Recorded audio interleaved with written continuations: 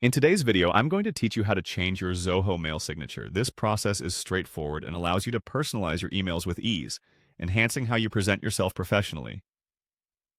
So let's dive right into the steps. First, you'll need to navigate to Zoho Mail. Open your internet browser and head over to mail.zoho.com to get started.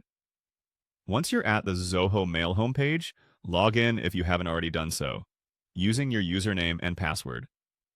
This is the primary platform where you'll manage your emails, and having your signature set up properly can make your interactions more polished.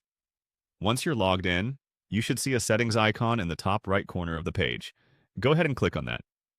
This settings area is your gateway to customizing various aspects of your Zoho Mail experience. There's a lot you can do here, but today we'll focus specifically on setting up your email signature. Within the settings menu, look for the options on the left sidebar and click on Signature. This is where your journey to a new email signature begins. You'll be taken to a page where you can add or edit your signatures. Next, you will need to type in your signature name and signature message. The signature name is just for your reference, so feel free to name it whatever helps you keep track, especially if you plan on creating multiple signatures for different purposes. The signature message is what will actually appear at the end of your emails. This is your chance to add your personal touch, a professional title, contact details, social media links, or even a quote that aligns with your brand can all enhance your email communication. After you've crafted your desired signature, you need to choose a signature position.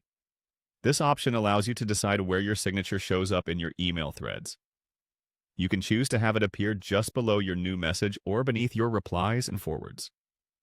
Think about how you usually correspond with others and choose the position that will maintain the flow of your communication. Once you're satisfied with your signature and its position, don't forget to click on Save. This crucial step ensures that all your hard work isn't lost. Missing this step might mean having to redo everything, so make sure your changes are securely saved.